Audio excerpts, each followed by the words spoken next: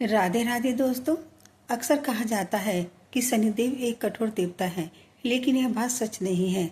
शनिदेव कठोर देवता नहीं है। वो सिर्फ लोगों को उनके कर्मों के हिसाब से दंड देते हैं और न्याय करते हैं, इसलिए उन्हें न्याय का देवता कहा जाता है।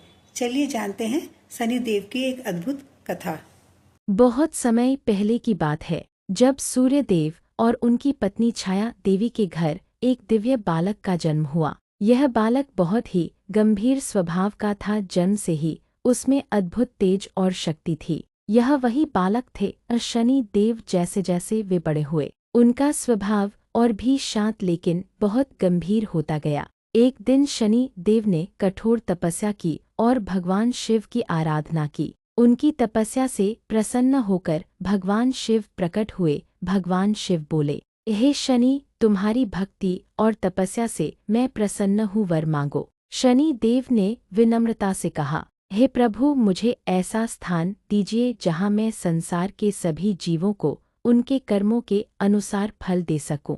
भगवान शिव ने कहा, तथास्तु, आज से तुम न्याय और कर्मफल के देवता कहलाओगे। इसके बाद शनि देव को यह शक्ति प्राप्त हुई कि वे हर जीव के कर्म को देखकर उसे फल दे। समय बीतता गया। लोग यह समझने लगे कि शनि देव कठोर हैं, लेकिन वास्तव में वे पक्षपात नहीं करते थे।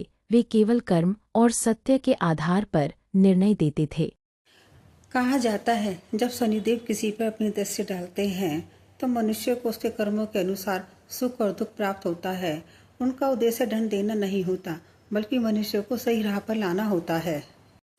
शनिदेव हमें सिखाते हैं कि कोई भी बड़ा या छोटा भाग्य से नहीं बनता, बल्कि अपने कर्मों से बड़ा या छोटा बनता है। इसलिए कहते हैं कि हमेशा अच्छे कर्म करने चाहिए, क्योंकि हर कर्म का फल मिलता जरूर है, चाहे भले ही वो देर से मिले।